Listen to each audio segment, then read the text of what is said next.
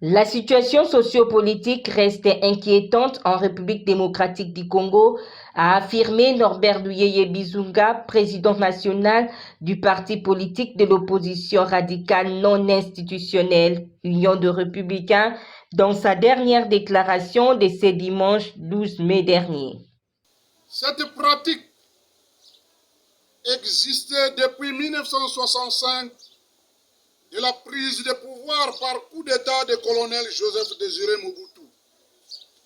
Et c'est une catastrophe pour les régimes qui lui ont succédé. Ce qui est pire, dans le régime de Félix Tshilombo, qui prétend diriger la République démocratique du Congo, dont l'origine du pouvoir est connue de tous.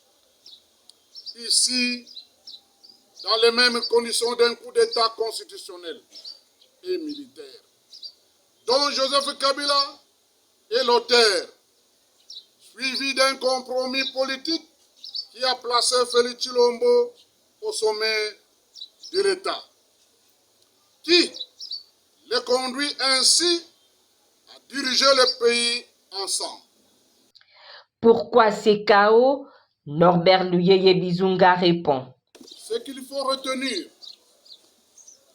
le conflit qui ronge et ravage notre pays est à la fois politique et sécuritaire. Le manque de culture de textes juridiques dont la Constitution et les lois de notre pays fait partie de la cause profonde et principale du conflit. Sans recensement ni identification de ces citoyens dont aucun Congolais, hier comme aujourd'hui, ne possède une carte d'identité. Rien ne prouve que ceux qui postulent aux élections ainsi que leurs électeurs sont réellement de la nationalité congolaise. C'est du désordre et une stratégie bien planifiée pour prendre notre pays en otage. Selon ces partis politiques de l'opposition, il n'y a aucun miracle sauf le respect de l'accord cadre signé à Addis Abeba.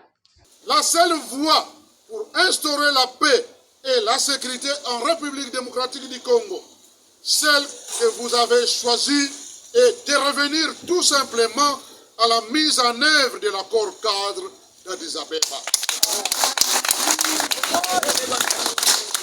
L'accord secret d'un pouvoir de fait conclu entre Félix Tshilombo et les Tutsis rwandais de M23, dont Bishop Jean-Marie Runiga est signataire. Le 12 juillet et la fin des routes, le 28 novembre 2019, transformé aujourd'hui en cahier de charges, le processus de paix de Nairobi et de Rwanda ne fait pas partie de l'accord cadre d'Addis Abeba.